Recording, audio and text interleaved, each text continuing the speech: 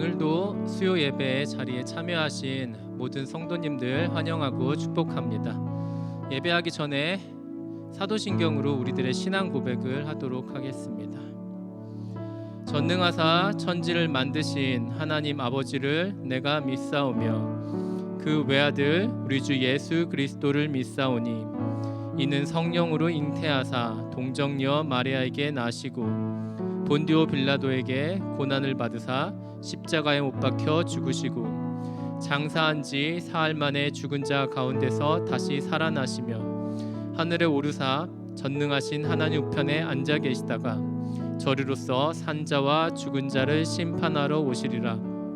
성령을 믿사오며 거룩한 공예와 성도가 서로 교통하는 것과 죄를 사하여 주시는 것과 몸이 다시 사는 것과 영원히 사는 것을 믿사옵나이다. 아멘.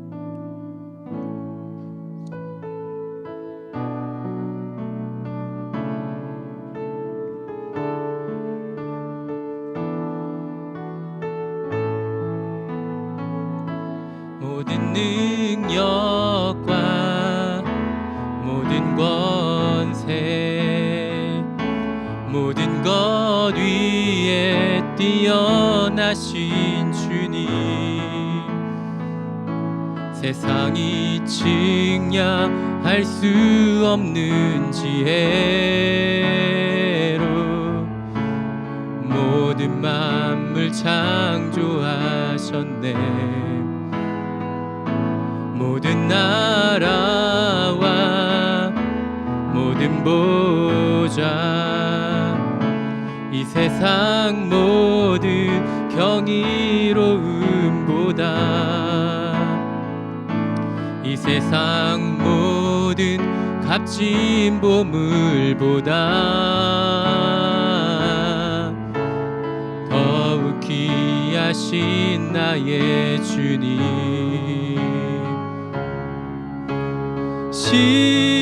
십자가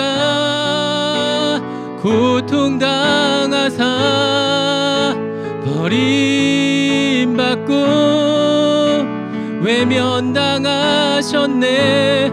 짓밟힌 장미꽃처럼 나를 위해 죽으셨네. 나의 주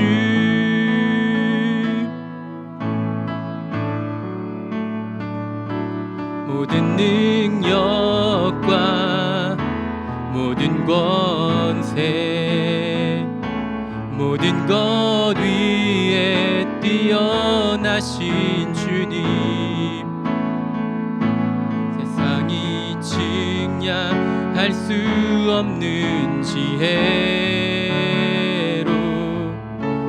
모든 만물 창조하셨네.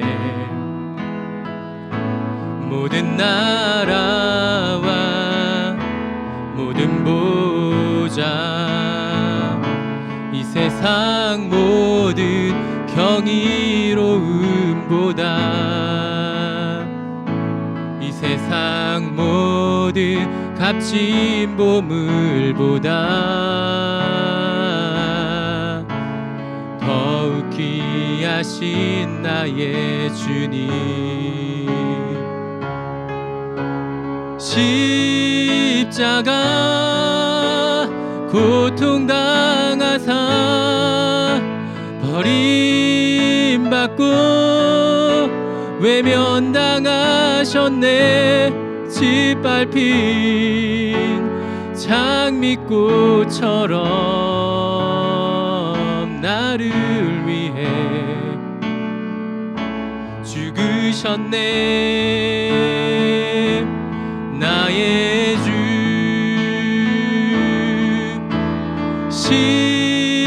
십자가 고통당하사 버림받고 외면당하셨네. 짓밟힌 장미꽃처럼 나를 위해 죽으셨네.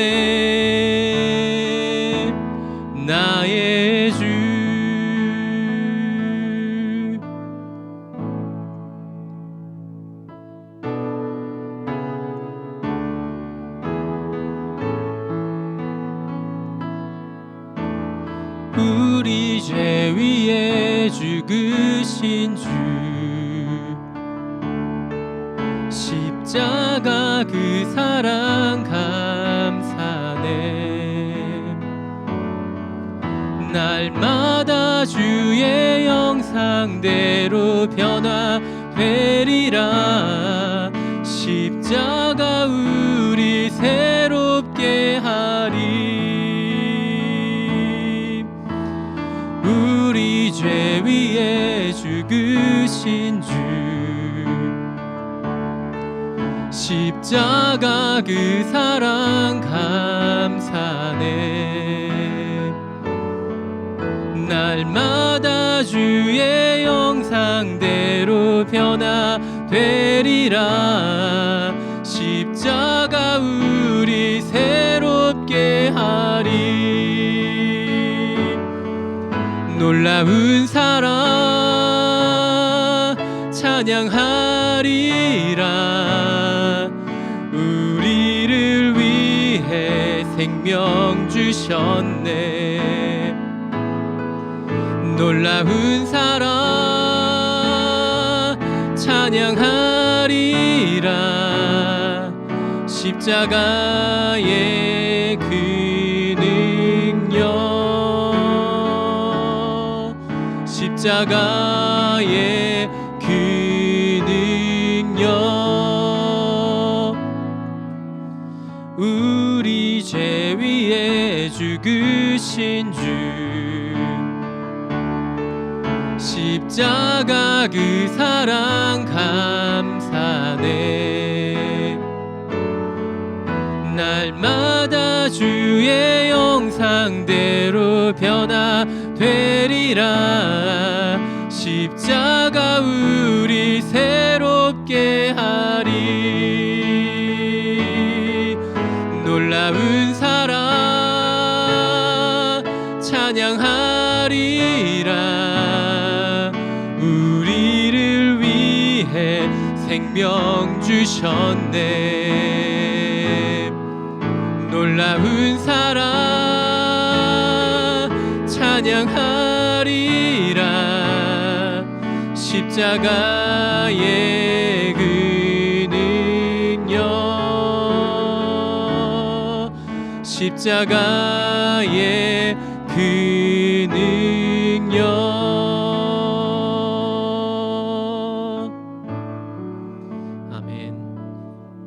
우리 함께 기도하는 시간 갖도록 하겠습니다.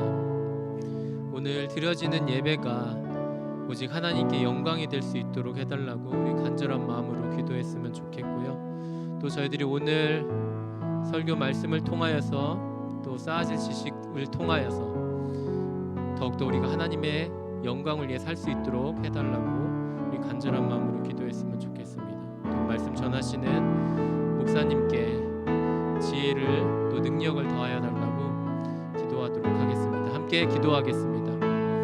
거룩하고 자비하신 하나님, 오늘 저희가 드리는 예배가 오직 하나님께 영광이 되어지기를 원합니다. 겸손한 마음으로 저희들의 삶의 모든 것은 하나님께 달려있음을 고백하고 또 특별히 하나님의 말씀을 더욱더 알고자 하는 마음으로 이 자리에 나아갈 수 있도록 인도해 주시옵소서. 겸손한 마음으로 저희들이 하나님의 지식을 더욱더 알기를 원하고 또 지식이 자라간 만큼 하나님께 영광을 돌려드리는 삶을 살아가기를 원합니다. 인도해 주옵소서. 또 말씀을 전하시는 목사님께 힘을 주셔서 하나님의 그 지혜와 능력으로 주의 말씀을 온전히 선포할 수 있도록 인도하여 주시옵소서. 성령님 모든 시간 함께해 주시길 원합니다. 인도해 주옵소서.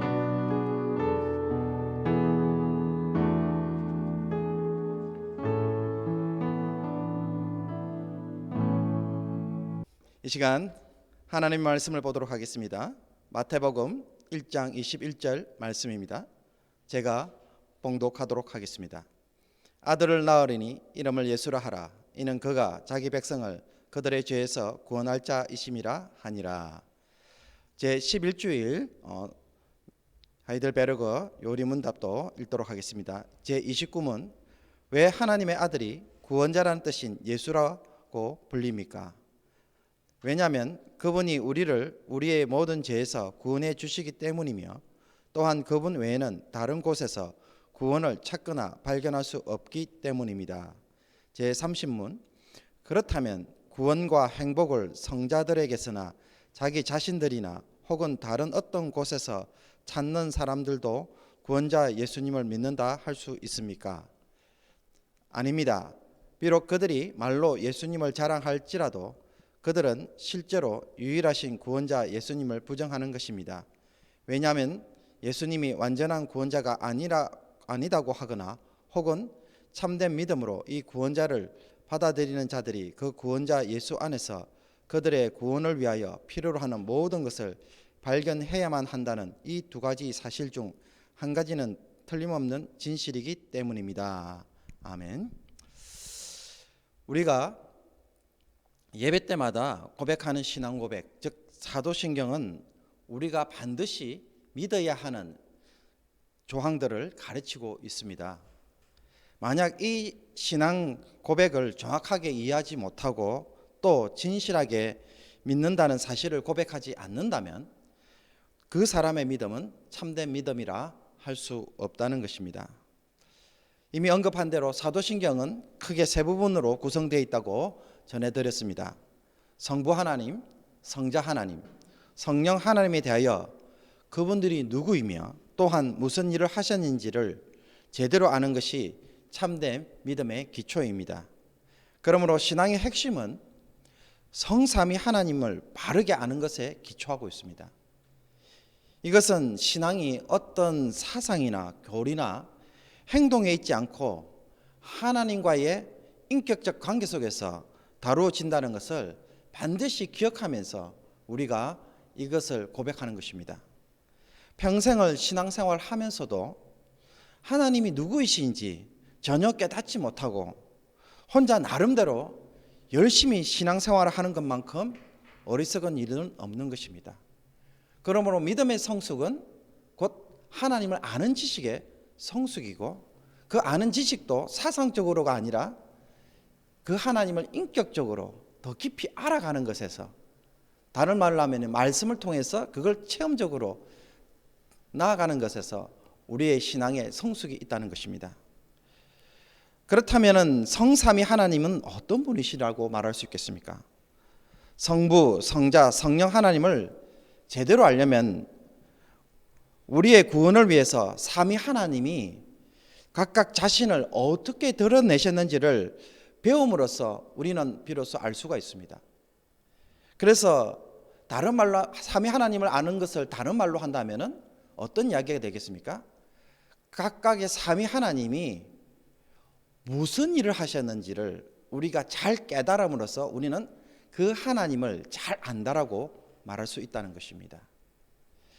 여러분이 처음 보는 사람을 만날 때에 그 사람에 대해서 뭔가를 알려고 할 것입니다.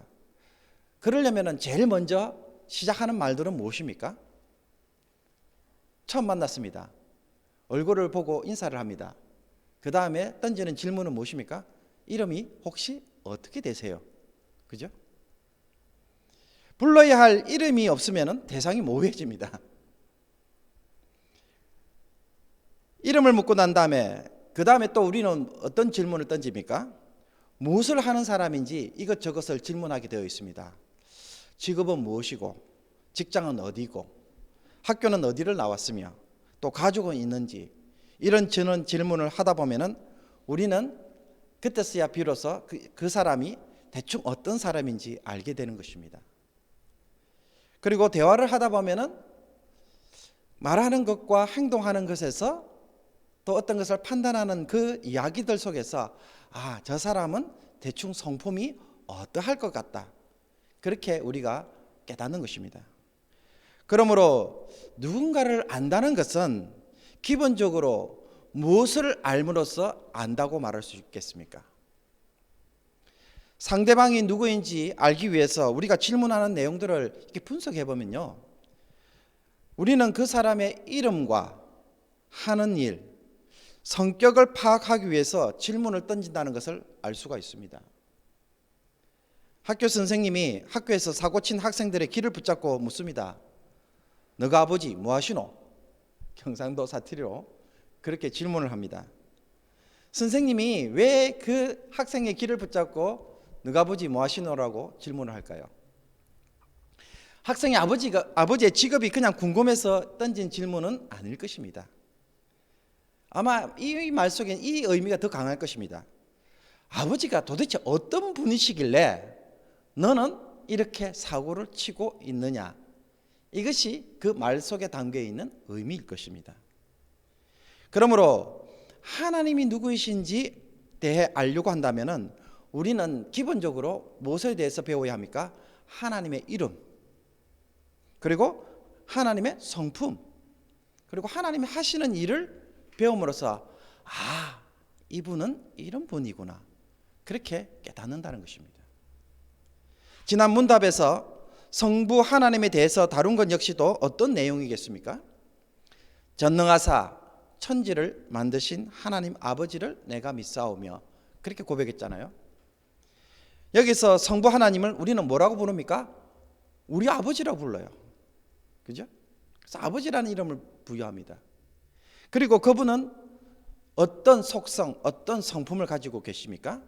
전능하신 분. 그죠?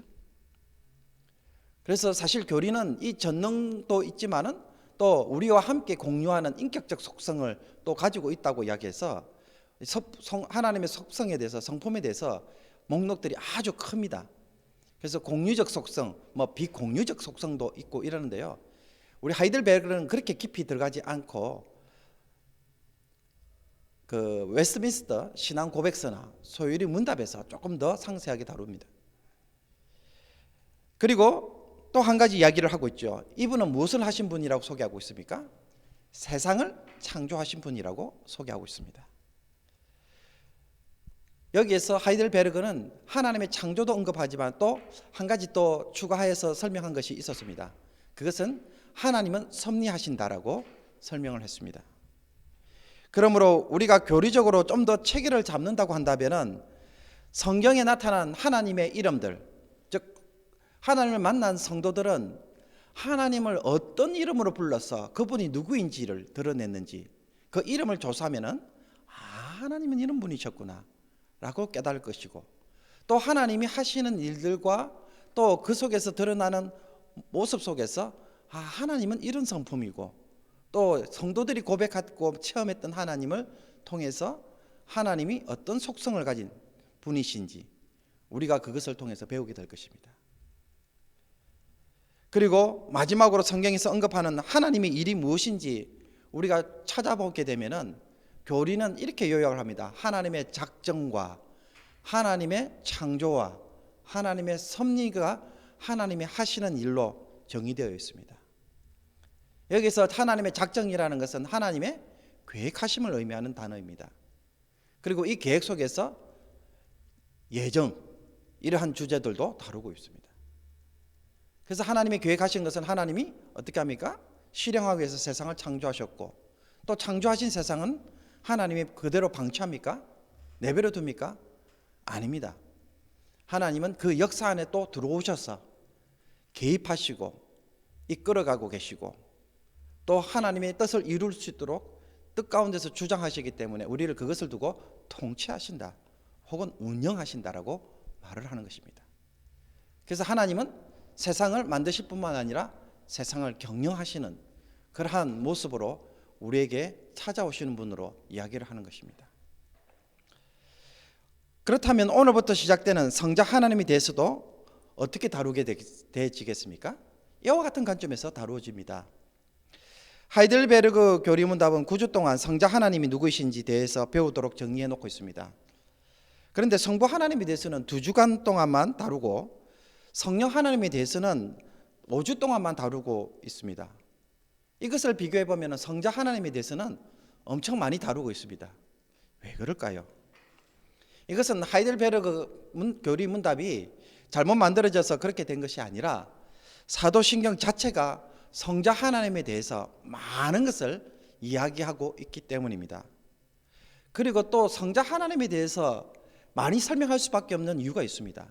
그것은 성자 예수님에 대해서 설명이 많이 주어져야 성부 하나님의 계획이 무엇인지 그 성자 예수님이 하신 일을 통해서 알 수 있기 때문입니다.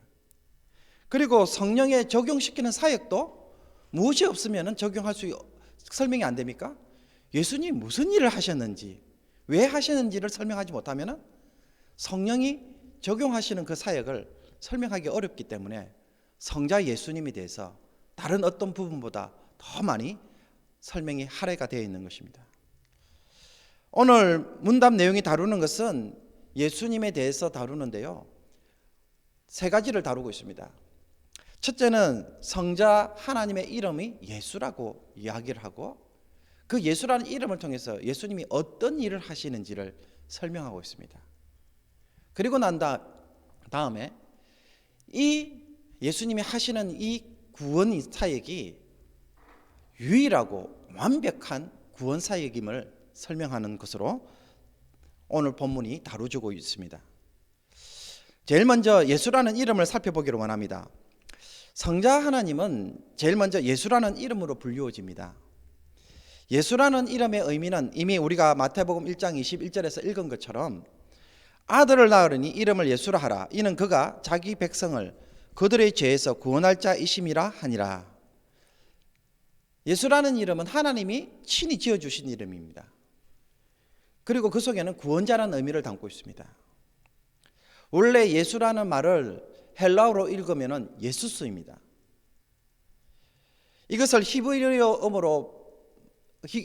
히브리어 이름에서 나왔는데요, 여호수라는 이름을 압축하게 되면 추가경을 하면 예수아가 됩니다.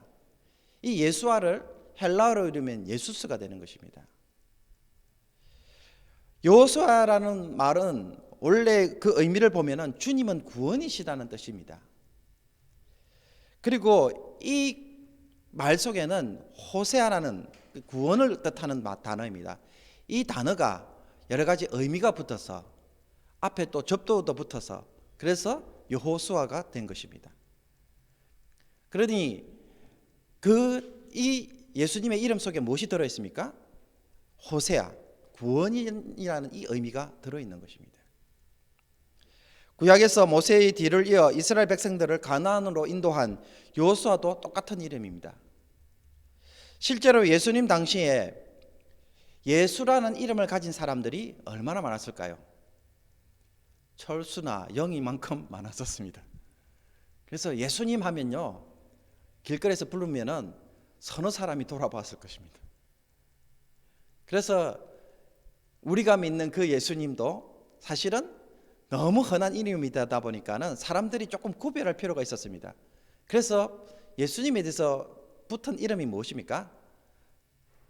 예수 그리스도는 나중에 붙여진 이름이고요, 그 전에는 나사렛 예수라고 불렀습니다. 나사렛 출신의 예수. 그래야 그분 그렇게 알게 된 것입니다. 예수라는 이름에서 보듯 성자 하나님은 자기 백성을 그들의 죄에서 구원할 자로 자신을 계시하셨습니다. 구원이라는 것은 원래 위험이나 물에 빠진 것, 병에 걸린 것에서 건져내어 안전한 곳으로 옮겨지는 것, 이런 것을 뜻하는 말입니다. 그러므로 구원이라는 말 속에는 항상 무엇이 담겨져 있습니까? 어디로부터 어디로 딜리버리 되는 것, 이것이 담겨져 있습니다. 그렇다면 성자 예수님은 우리를 어디에서부터 어디로 옮기시겠습니까? 우리가 이것을 정확하게 알아야 됩니다. 죄의 문제, 죄인의 상태에서 의로운 상태, 의인으로 옮기는 일이 바로 구원입니다. 그러므로 우리가 구원을 받는다고 한다면 반드시 어떤 결과들이 나타나야 되겠습니까? 잘 사는 것? 부자가 되는 것? 아닙니다. 의롭게 되는 것. 그것이 구원을 이루는 목적이고 방향입니다. 어느 불교 방송을 보니 어떤 스님이 사람들이 신을 믿는 이유가 삶의 여러 문제들과 위험들 때문이라고 이야기를 하더라고요. 그러면서 유럽의 경우를 이야기하는데요, 과거에는 많은 위험 요소들이 있어서 신을 믿을 수밖에 없는 구조였다는 것입니다. 그러다가 지금은 그런 요소들이 많이 사라지다 보니까는 점점 신을 믿는 사람들의 숫자가 줄어들고 있다고 그렇게 막 설명을 하시더라고요. 사실 이런 생각은 이선임뿐만 아니라 대부분 많은 사람들이 가지고 있는 그 종교, 기독교의 혹은 출발점입니다. 현재의 어려움과 고난에서 탈출하는 것, 벗어나는 것이 신앙의 중심 동기이고 또 바라는 구원이라는 것입니다. 그렇기 때문에 종종 이런 생각들 때문에 우리가 구원받는다는 말을 자꾸 혼란스럽게 사용해요. 이미 말씀드린 것처럼 신앙이 초점 맞추는 그 구원의 출발지는 어디예요? 죄의 문제입니다. 인간의 그 불안한 삶과 불행과 고난이 아니고요, 죄의 문제에서 벗어나는 것이 구원입니다. 죄의 문제를 먼저 풀어야 사람은 비로소 행복해질 수 있다고 성경은 이야기하는 것입니다. 인생의 고난과 고통과 불행을 해결한다고 해서 그것이 구원으로 생각하고, 그래서 그것이 은혜라고 생각하고, 그것 때문에 우리가 이 땅에서 살아가는 것처럼 오늘날 많은 성도들이 생각하다 보니까는 교회는 열심히 다녔는데요, 실질적인 구원의 역사, 정말 성경이 말하는 그 구원의 체험, 정말 그리스도인으로 거듭나는 그 은혜의 체험은 깊이 못 들어갈 수가 있다는 것입니다. 그래서 뭔가 열심히 하지만은 처음부터 각도가 잘못됐고 초점이 달라지니까는 죄송합니다만은 짝퉁 그리스도인이 나올 수가 있는 것입니다. 교회 다니는 성도들 가운데 믿음이 성장하지 못하는 이유들 중에 하나가 바로 이것입니다. 이것을 제대로 깨닫지 못하는 거예요. 교회 와서 제 문제를 해결하지 않고 자꾸 무슨 문제를 먼저 해결하려고 합니까? 내 삶의 문제를 해결하려고 한다는 이야기입니다. 하나님이 우리의 문제를 분명히 해결해 주십니다. 그러나 하나님이 정말로 우리의 삶 가운데 개입해서 먼저 해결해 주기 원하는 것은 무엇입니까? 죄의 문제라는 것입니다. 이게 해결되어져야 하나님의 구원과 복을 누릴 수 있는 것입니다. 그리고 이것이 이해되어져야 나중에 어떤 수준에까지 갈 수 있느냐면요, 고난도 감사의 제목이 되고 성도의 믿음을 연단시키는 은혜라는 사실을 깨닫게 되어져서 세상이 감당하지 못하는 사람이 되는 것입니다. 그래서 어떠한 상황에서도 여전히 하나님을 신뢰하고 살아가는 그런 성도의 믿음의 자리에 이룰 수가 있는 것입니다. 그런데 이게 안 되면 어떻게 돼요? 왜 하나님은 내 기도 응답 안 해주시지? 왜 내 삶의 문제는 왜 이렇게 해결해 주시지 않는 것이지? 뜻대로 안 풀리니까는 삶의 어려움 때문에 하나님 앞에서 스스로 실족하는 경우가 많이 일어나는 것입니다. 그리고 어떤 의미에서는 기도의 동기부여도 고난이 많으면 열심히 기도하고 고난이 없으면 기도도 잘 안 하게 되고 신앙이 허지부지하게 되는 것입니다. 성경이 말하는 죄라는 것은 늘 자주 말하지만요, 단순히 윤리적 차원에서 죄를 뜻하는 것이 아닙니다. 사람의 도리를 하지 않거나 혹은 법을 어기는 것에서 죄를 찾는 것이 아닙니다. 그것들은 결과물이들입니다. 근본적으로는요, 죄의 정의는 무엇입니까? 하나님과의 언약 관계를 깨고 자기 중심적으로 사는 것이 죄의 기본적인 정의입니다. 그러니 무엇 속에서 이것을 찾아야 됩니까? 하나님과의 관계 안에서 이 죄를 이해를 해야 된다는 이야기입니다. 그러니 죄에 대한 모든 설명은 하나님과의 관계 속에서 다루어지는 것입니다. 하나님과의 바른 관계, 그걸 우리는 언약 관계라고 이야기합니다. 그 언약 관계를 우리가 깨트림으로써 우리는 어떻게 됩니까? 책임을 져야 됩니다. 여러분, 약속을 맺었잖아요. 약속을 깨트리면 어떻게 됩니까? 위약금을 물게 되어 있습니다. 우리가 약속을 깨뜨렸으니 위약금을 물게 되면 어떻게 됩니까? 그게 죄의 형벌인 사망입니다. 그리고 약속을 어겼기 때문에 이 사람은 뭡니까? 약속을 깬 자, 그 사람이 뭡니까? 죄인이라는 단어를 쓰는 것입니다. 그리고 이것을 자기 중심적으로 결정해서 내가 그렇게 살기로 했기 때문에 내가 이렇게 약속을 깨뜨렸습니다라고 이야기하잖아요. 그렇게 되면은 이 사람의 삶은 앞으로 어떻게 살겠다는 것입니까? 내가 편리한 대로 살겠다는 이야기를 한 것이 아니에요. 그 고백을 한 것입니다. 그래서 사람은 어떻게 살아갑니까? 평생을 내 고집대로 살겠다고 하는 그 재성을 안고 살아가는 자가 되었다는 이야기입니다. 그래서 사람이 근본적으로 이기적일 수밖에 없어요. 모든 생각들과 말하는 것들은요, 처음부터 하나님 앞에서 그렇게 언약을 깨고 결정하고 우리가 나왔기 때문에 항상 이기적입니다. 그렇다면은 우리의 구원을 다룬다고 한다면은 예수님 앞에서 우리에게 구원을 통하여서 우리가 성숙되어져 가고 우리가 그 죄의 문제를 해서 해결되어져서 옮겨지려고 하는 자리에 간다고 한다면은 우리 안에서 어떤 문제들이 풀려져야 되는 이야기예요. 어떤 문제들이 다루어져야 되는 이야기예요. 윤리적 문제만 다루면 되는 거 아닌가요? 아니에요. 하나님과의 관계를 다시 회복하는 문제를 다루어야 되고요. 내 안에 이기심의 문제를 다루어야 되고요. 자기 중심적 사고를 깨트려 줘야 되고요. 그것이 어떻게 바꿔줄 수 있는지 고민해야 되는 거예요.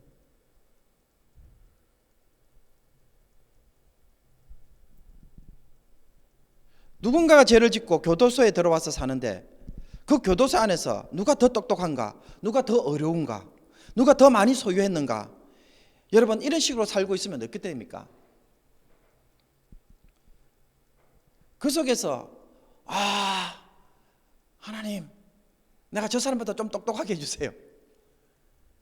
거기에서 구원의 의미를 찾아야 되는 얘기예요. 교도소 안에서도 사람이 살고 있으니까 온갖 문제들이 발생할 것입니다. 그래서 인간관계 갈등도 겪을 것이고 문제들도 겪고 싸우기도 할 것입니다.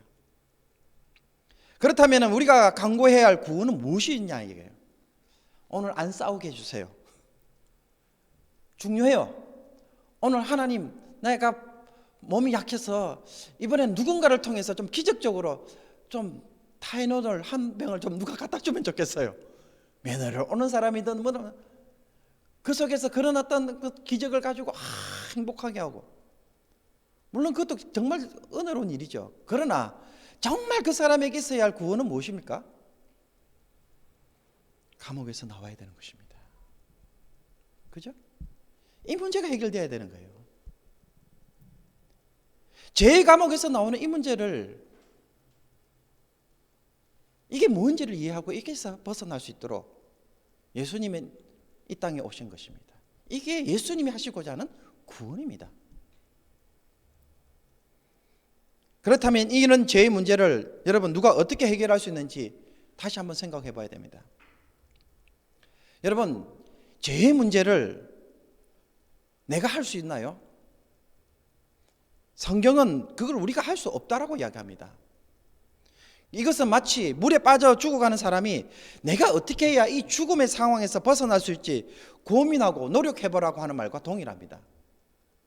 여러분, 물에 빠진 사람이 도움을 요청하는 것은 자기가 자기 힘으로 할 수 없기 때문에 구하는 것이잖아요. 그리고 내가 하나님과의 언약 관계를 깨뜨리면서 죄를 지었습니다. 그렇다면은 이 언약 관계가 깨어진 이 언약 관계를 다시 회복하려면은 누가 먼저 주도권을 잡고 이야기를 해야 돼요? 가해자인 내가 피해자한테 가서 내가 다시 하자 이렇게 하면 되는 거예요? 아니죠. 피해자의 용서가 있어야 되는 거예요. 그리고 그 피해자가 다시 나와 언약을 맺자고 해야 비로소 가능한 거잖아요. 그렇지 않나요? 죄를 용서받고 새 출발을 하려고 한다면요, 하나님이 먼저 용서해 주셔야 됩니다. 인간이 앞에 나서서 설친다고 될 일이 아니라는 거예요. 하나님이 먼저 용서해 주시고 하나님이 너 다시 언약을 맺자라고 하실 때에 나가 다시 회복될 수 있는 거예요. 그러므로 죄의 문제는 오직 하나님으로부터만 나오는 것입니다. 오직 하나님만이 이 문제를 처리할 수 있는 유일한 당사자입니다. 그래서 성자 하나님이 예수님이라는 이름으로 이 세상에 오신 것입니다. 그러니 누구만이 유일한 구원자가 될 수 있겠습니까? 예수님만이 유일한 구원자가 될 수 있는 것입니다. 불교의 교리를 알고 계십니까?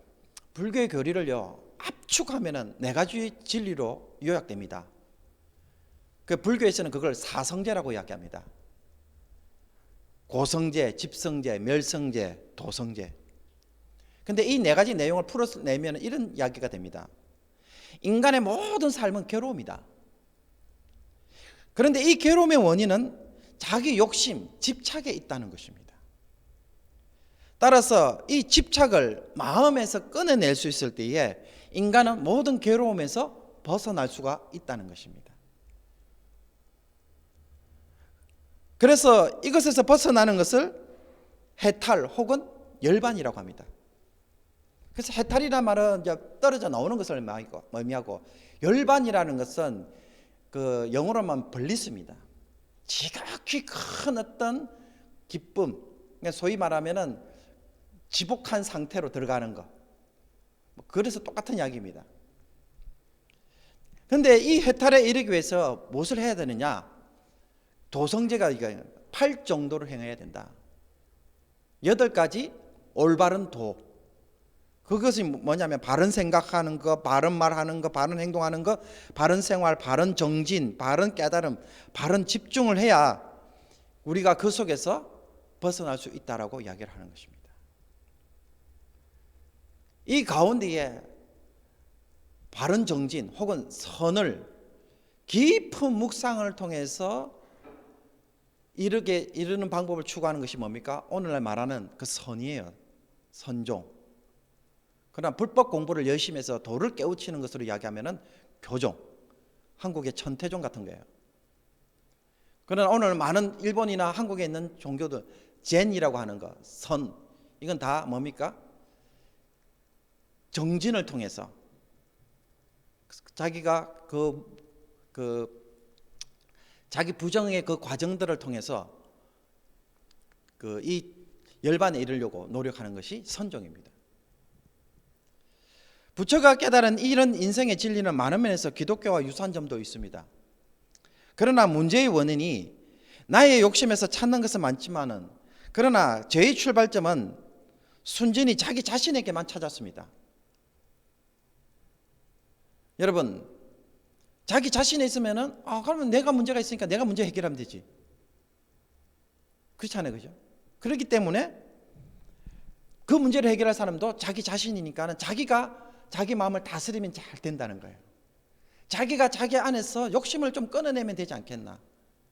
그래서 그 끊어내기 위해서 나름대로 깨달은 방법을 추구하는 것이 불교가 말하는 구원이라는 것입니다. 그러나 성경은 예수님이라는 구명절이 있어야 산다고 말합니다. 예수님이 하나님과 우리 사이에 화목제일이 되어야 한다고 말하고 있습니다.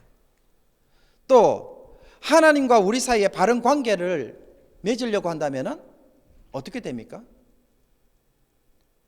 이게 맺어야 구원이 되는 거거든요. 그러려면 어떻게 됩니까? 이제는 다시는 죄인으로 살면 안 되니까 의인으로 살려고 한다면 어떤 수준이 돼야 됩니까? 하나님의 아들 예수 그리스도가 하나님 아버지 앞에서 어떻게 살았는지 그 삶을 보고 듣고 깨달아서 그와 같은 자가 되어야 하나님과 바른 관계를 맺을 수 있다는 것입니다. 그래서 하나님의 참 아들이신 예수님을 반드시 배워야만이 우리는 하나님을 누구라고 부를 수 있습니까? 아버지라 부를 수 있고, 다시 새 언약의 관계 안에서 그 하나님 그 안에 거함으로써 그때 복을 누리고 그 상태 속에서 참 삶을 회복할 수 있는 것입니다. 그러니 다른 이로서는 구원을 얻을 수 없나니 천하 인간의 구원을 얻을 만한 다른 이름을 우리에게 주신 일이 없음이라 하였더라. 천하의 구원을 얻을 만한 이름은 누구밖에 없습니까? 예수밖에 없어요. 왜? 예수님만이 그 일을 하실 수 있기 때문입니다. 하나님과 우리 사이에 화해가 되도록 누가 화목제일이 되셨습니까? 예수 그리스도이십니다. 중보자로 계시는 분도 누구밖에 없습니까? 예수 그리스도밖에 없습니다. 그리고 이 예수님이 우리의 새 언약의 대표자가 되셔서, 우리는 약하잖아요. 그러니까 예수님이 제일 잘하시는 예수님이 언약의 대표자가 되어져서 하나님과 다시 언약을 맺어주셨어요. 하나님이 요구하시는 모든 수준의 순종과 하나님이 요구하시는 그 모든 의의 수준을 다 성취하셨어요. 그러니 그 언약은 어떻게 된 언약입니까? 견고한 언약입니다. 우리가 그 안에 들어가면은 누구 덕분에 삽니까? 예수님 덕분에 사는 것입니다. 그래서 부족하고 못하고 연약해도 우리는 어떻게 됩니까? 일단 하나님의 자녀가 된 거예요. 예수 그리스도 안에 있기 때문에 하나님의 아들인 그 예수 그리스도의 그 타이틀을 우리도 소유하게 된 것입니다. 그래서 우리가 예수님 안에 거함으로써 우리는 나중에 어떻게 됩니까?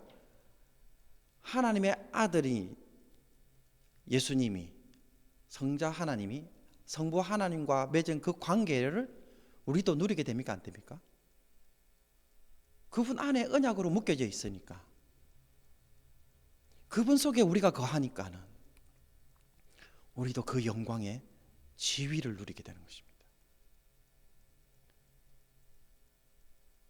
그러니 한낱 피조물에 불과했던 인간이 나중에는 어떤 위치까지 올라갑니까? 성부 하나님과 성자 예수님 사이에 누렸던 그 관계와 그 복에 우리도 같이 들어가게 되는 수준이 다르죠. 그 자리까지 이르게 되는 것입니다. 그러니 장차 우리가 누릴 영광이라는 것은요, 엄청난 것입니다. 그래서 하나님의 계획은 실패했기 때문에 다시 복구하는 수준이 아니라 우리가 처음 창조했던 그 수준이 어린아이 상태라고 한다면 마지막 종말에 이룰 하나님의 구원의 영광은 완전하게 원래 하나님 계획했던 그것을 이루기 위해서 진행되는 사건이라는 것입니다. 이런 일을 하려면 누구만이 구원자가 될 수밖에 없어요? 예수 그리스도밖에 없다는 것입니다. 그러면 30문의 질문처럼 예수님이 유일한 구원자라고 하니까는 예수님을 믿겠습니다. 그러나 로마 가톨릭처럼 성인의 도움이나 세인트들입니다. 자기 자신 혹은 다른 곳에서 도움을 받으면서 구원에 이르려고 한다면 어떻게 됩니까?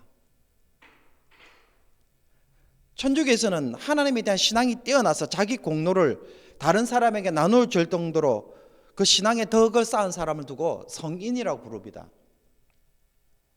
이런 성인들에게 성도가 가서 기도하고 부탁함으로써 그 어떤 유익이나 은혜를 도모하면서 예수님을 믿는다면 그 사람은 더 구원받기가 쉽고 더 구원을 이루기가 훨씬 도움이 되지 않을까요? 그렇게 신앙생활을 하는 곳이 있습니다. 천주교입니다. 그래서 대표적인 인물이 누구입니까? 성모 마리아입니다. 마리아가 누구입니까? 예수님의 어머니라는 것입니다.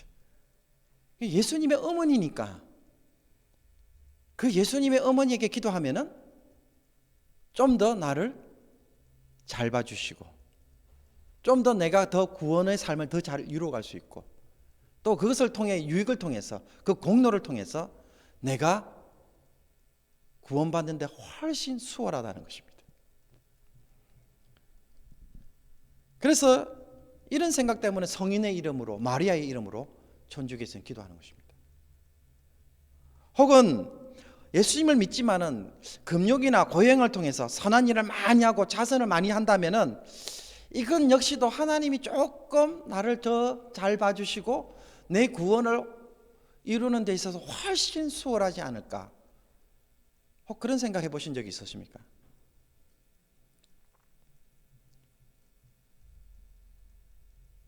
인간적 관점에서 보면은 이 모든 것들은 정말 그럴싸하게 보입니다. 그러나 성인의 도움이나 인간의 공로 혹은 다른 무엇의 도움을 통해서 구원이 주어지거나 혹은 더 유효하게 만들 수 있다고 생각하는 것은 오늘 30문에서 나온 것처럼 어떻게 말할 수 있겠습니까?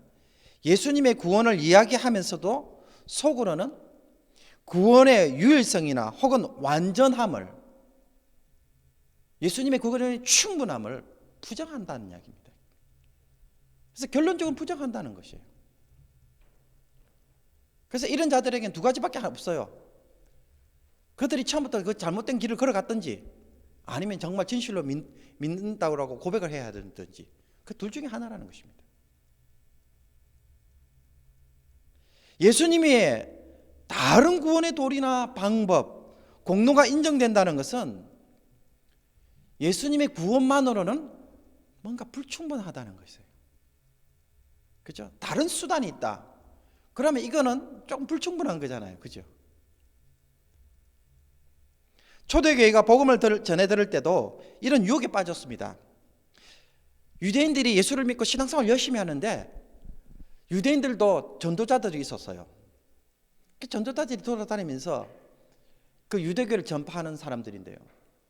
그 사람들이 복음을 듣고 그리스도인 된 사람들에게 회당을 돌아다니면서 이런 말로 유혹합니다. 이방인들은 예수님을 믿고 구원을 받지만 그러나 유대인들은 할례와 율법도 지켜야 완전한 구원을 받을 수 있다. 그래서 예수를 믿어라. 그렇지만 할례와 율법도 지키라. 그래야 완전해진다. 그렇게 거짓 가르침을 베풀었던 것입니다. 그러니 뭐라고 이야기합니까? 예수 믿음 플러스 알파가 필요하다고 이야기한 것이죠. 여러분, 오늘날 그리스도인 중에도 이런 생각을 하는 사람들이 있습니다. 예수님을 믿는 것만으로 부족한 것 같은 사람들이 있습니다. 사람이 구원을 받으려면은 그래도 좀 착하게 살아야 되지 않겠는가, 선한 일도 많이 베풀며 덕을 쌓아야 하지 않겠는가라고 생각하여서 그렇게 하면 하나님 내 기도 더 잘 들어주시고 그렇게 하면 하나님 앞에서 내가 더 구원에 쉽게 이를 것이라고 마음 한 구석에서 그런 생각으로 그게 믿음의 동기가 되어서 움직이는 사람도 있을 수 있다는 이야기입니다. 여러분, 종교 다원주의자들도 어떻게 믿는 줄 아십니까? 예수님의 구원을 절대로 부정하지 않습니다. 예수님을 믿음으로써 구원받는다는 사실을 인정 다 해줍니다. 하지만 동시에 그들이 말하는 바는 무엇입니까? 예수님 외에 다른 길도 혹 있을 수 있지 않느냐, 그런 길도 있다, 이렇게 이야기하는 것입니다. 이방인들에게는 다른 방식으로 구원하시니까, 즉 하나님을 듣지 못하고 한 번도 접하지 못한 사람은 또 하나님이 구원하시려고 하시지 않겠나, 그러면 좀 다른 방법을 써서 그들을 구원하시지 않겠나.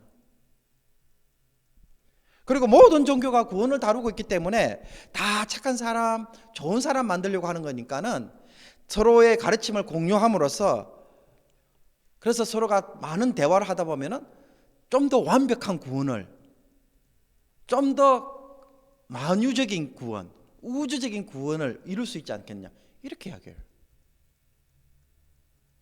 여러분, 그래서 종교 간의 대화를 많이 하자고 이야기해요.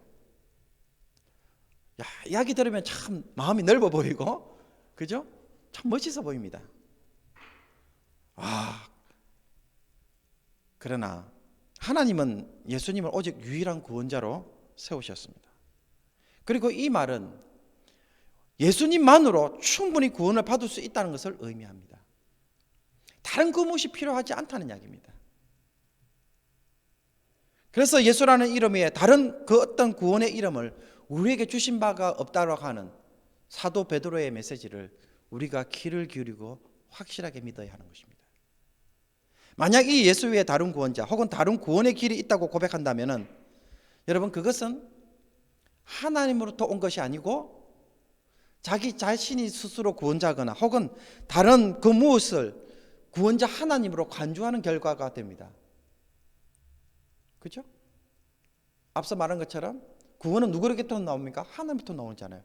그런데 다른 그 무엇을 제시한다면 그것을 무엇으로 만드는 겁니까?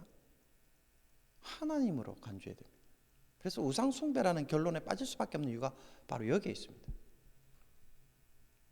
그러니 이 모든 것은 가짜이며 하나님과 상관없는 자기 구원의 행위에 불과하다는 사실을 우리가 이 교리문답을 통해서 확실하게 믿어야 하는 것입니다. 말씀을 맺습니다. 우리는 기독교가 타 종교에 비해 매우 배타적이고 독선적이라는 말을 종종 듣습니다. 다른 종교의 좋은 가르침과 구원의 길을 멸시하고 다른 종교는 괴 취급한다는 것입니다. 그러나 이것은 타 종교를 미워하거나 혹은 비난하는 것에서 우리가 출발하는 것이 아니라 하나님이 오직 예수님만을 유일한 구원자요 완벽한 구원자로 세우셨기 때문입니다. 그래서 우리는 예수님으로 죄의 문제를 해결하는 데서 구원을 경험하고 죄의 문제를 통해서 세상에서 참 행복을 누리는 것에서 우리의 믿음의 도리를 바로 세우고 이 예수님을 나의 절대적인 구원자로 믿고 따를 수 있기를 바랍니다. 교회 안에서 이루어지는 수많은 예배와 말씀과 기도, 전도, 구제와 봉사마저도 이 모든 것이 귀하고 아름답지만은 여러분, 이것이 우리의 구원을 이루는 것이 아닙니다. 우리를 구원하시는 것은 오직 예수님이십니다. 그리고 이 모든 것들은 구원하시는 은혜를 전달하기 위한 도구며 수단에 불과합니다. 그러니 기독교 신앙을 믿는 우리도 이것을 주객을 바꿔놓는 일을 해서는 안 되는 것입니다. 누가 주입니까?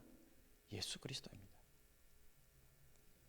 오늘도 나의 죄 문제를 해결하시고자 내 인생에 개입하시고 죄로부터 해방을 통해 참된 행복의 길로 나아가도록 성령으로 일하시는 예수님이 나의 생각을 만지시고 말씀과 기도를 통하여서 내 심령을 건드리시고 그래서 나로 하여금 행복한 삶보다는 의인의 삶을 통하여서 행복을 누릴 수 있도록 의인으로 만들어가는 그 구원 역사에 저와 여러분들이 노출이 되어져서 변화를 경험하고 정말 하나님이 주시고자 하는 행복을 저와 여러분들이 누렸으면 좋겠습니다.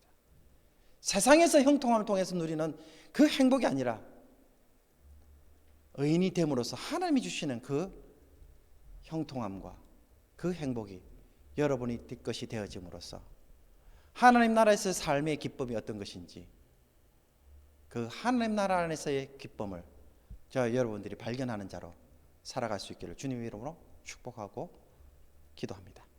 이 시간 말씀을 가지고 우리 다 함께 기도했으면 좋겠습니다. 여러분, 하나님 앞에서 우리가 예수님만이 나의 구원자이시며 유일한 구원자이시며 또 예수님만으로 충분한 구원이 되심을 우리가 믿고 이 예수님을 통해서 죄인의 삶에서 의인의 삶으로 날마다 변화될 수 있게 해달라고 이 시간 다 함께 기도했으면 좋겠습니다. 그리고 그렇게 기도하신 후에 또 합친 기도 제목 몇 가지를 가지고 또 계속해서 기도하기를 원합니다. 제2의 팬데믹 사태가 일어나지 않도록 하나님이 좀 개입하여 주시옵소서라고 기도하시고요. 또 모든 시민들이 자발적 마스크 착용과 거리두기를 잘 실천하게 하여 주셔서 아버지 하나님, 우리가 이 일들이 좀 진정될 수 있도록 해주시고 또 가을 정기 노예가 안전한 모임이 되며 또 수술 후 회복을 기다리는 환자와 연로하신 분들, 지병으로 위험하신 분들을 늘 건강과 안전으로 지켜달라고 이 시간 한번 하신 기도 제목까지 기도했으면 좋겠습니다. 기도하겠습니다. 살아계신 아버지 하나님, 이 시간 주님의 말씀을 듣고 또 아버지 하나님 하이델베르그 교리 문답을 통하여서 성자 하나님이 왜 예수님이라는 이름으로 불려지셨는지 아버지 하나님의 그 이름의 담긴 뜻을 잘 깨닫고 그래서 아버지 하나님 예수님만이 유일한 구원자시오 아버지 하나님의 완전한 구원자이심을 우리가 이 시간에는 확실히 깨달아서 더 이상 세상을 기웃거리거나 다른 데 기웃거리거나 아버지 하나님 다른 방법에서 아버지 다른 데서 아버지 하나님 앞에서 내 인생의 아버지 구원과 아버지 하나님의 복을 누리고자 아버지 하나님 헤매는 자들이 되지 않도록 도와주시옵소서.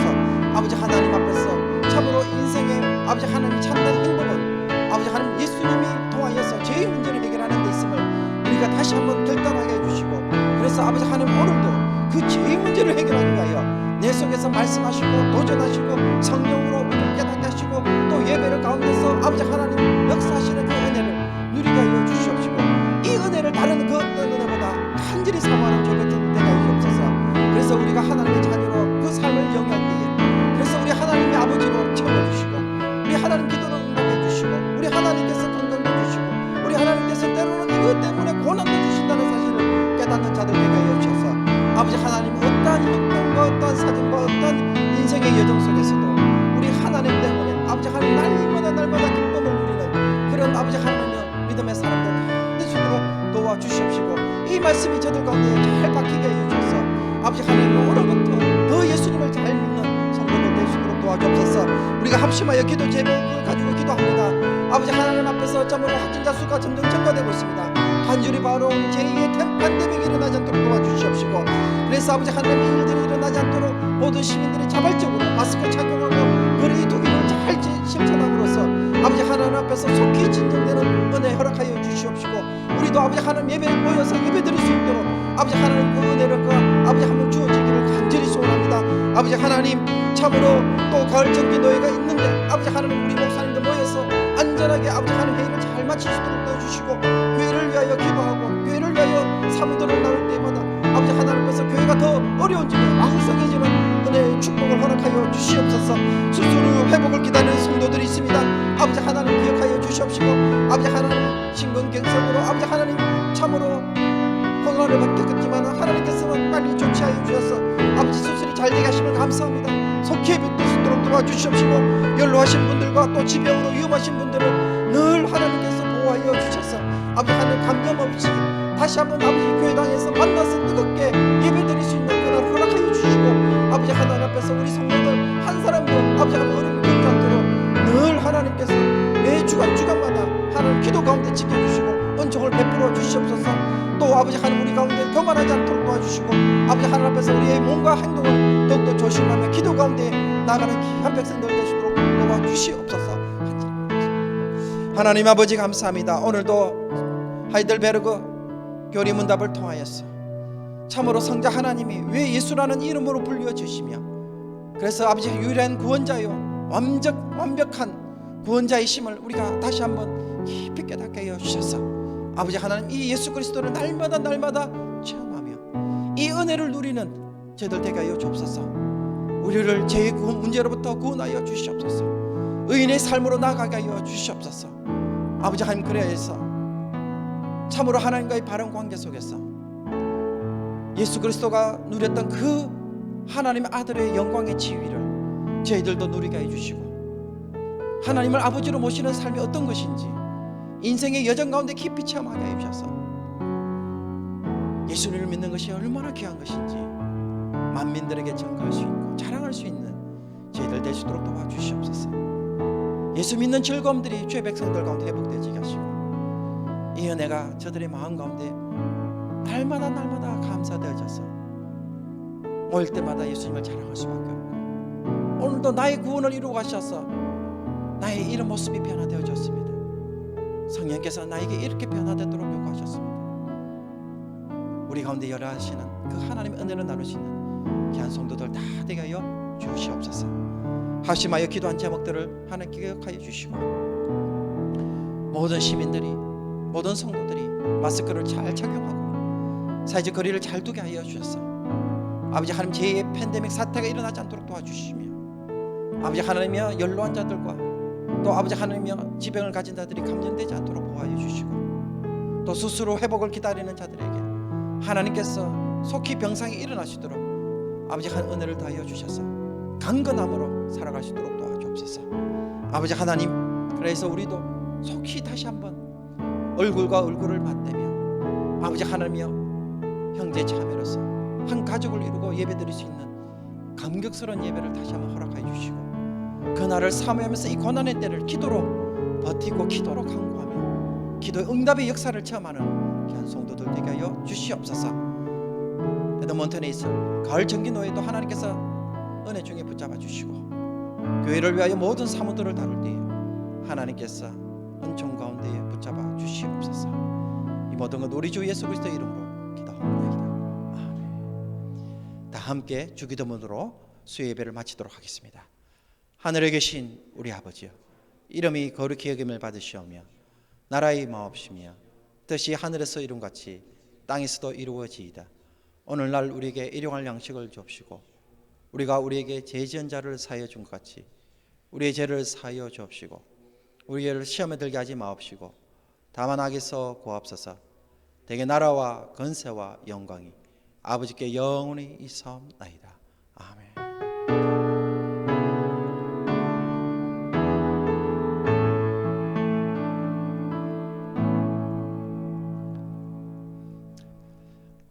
이번 주간에는 특별한 광고는 없습니다.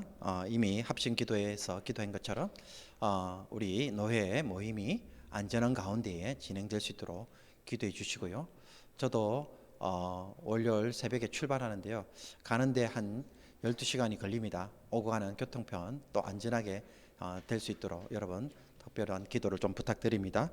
그리고 이번 주 주일에는 교회 학교 또 수료식으로 우리가 드리게 되는데요. 우리 영상 예배 때문에 우리가 많이 모이지 못했지만은 또 우리가 줌으로 이렇게 영상으로 우리 교회 학교도 또 운영되고 있었습니다. 그러므로 여러분 우리 학생들이 또 진급해서 또 새로운 곳에서 믿음 생활이 잘 진행될 수 있도록 중간에 탈락하는 자들이 없도록 늘 또 교회 학교를 위해서도 많은 기도 부탁드립니다. 네, 남은 주간 주 안에서 승리하시고 또 주일에 뵙도록 하겠습니다. 감사합니다.